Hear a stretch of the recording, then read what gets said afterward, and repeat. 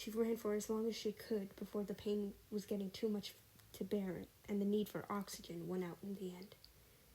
She decided to settle into a dark, empty alley and leaned against the wall.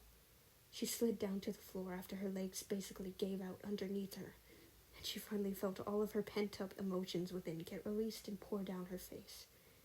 As she cried to herself, she had wondered why all of this was happening to her. She tried to have a love for herself, but came out empty and broken. And when she tried to meet her parents' expectations, they always wanted even more from her. Why? Just once, she wished she could have been as loved and appreciated as her friend was. She was entirely successful, kind, beloved. What was it that made her undeserving? She hated it. She hated it all. I wish I was never even born in the first place. She whimpered, then tucked her head in her arms and continued crying.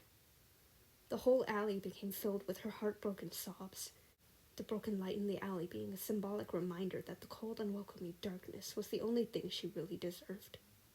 Cold, lonely, friendless, unwanted. She lifted her head with a sniff, peering around herself with squinted, watery eyes, before they landed on a small animal standing at the entrance of the alleyway she resided. It took a cautious step in and cautiously sniffed the air, pausing in place as it watched her closely, with dull yet shining yellow eyes. It was a Colt girl's cat. She internally wondered why on earth the cat was in the city alone, but then the thought of the Colt girl with the animal about to curse her struck her mind, and she quickly stumbled back when the animal slowly stalked closer. Get back! I know black cats are naturally unlucky, but I don't need you or the Colt girl to place a hex on me. My life's already cursed as is, she cried out, waving her hand to shoo the animal away. However, all that seemed to do was make its ears swivel back and tail flick side to side with an attitude. She even slightly saw its eyes narrow at her. Really creepy. She then just watched the animal continue stalking forward, not bothered in the least about her little freak-out, and seemed to be on its own little mission. Once it was close enough, however, she was able to see it well in complete detail finally.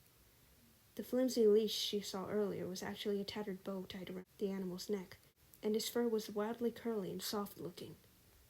This cat was interesting, to say the least. She could see that upon closer inspection, the cat had larger and more rounded ears, with a narrower muzzle, than the many breeds she had seen with sharper ears and a smaller muzzle. However, its behavior was all feline, and she chalked it up to either being an entirely new breed or defected at birth. Whatever the case, she felt the urge to pet the cat, and as she reached out her hand, it was quick to push its head into her palm, and she pet it from there. Her sadness and anguish slowly began to seep away with each stroke to the animal, and it felt like the warmth the animal radiated conducted through her hand and warmed her insides little by little.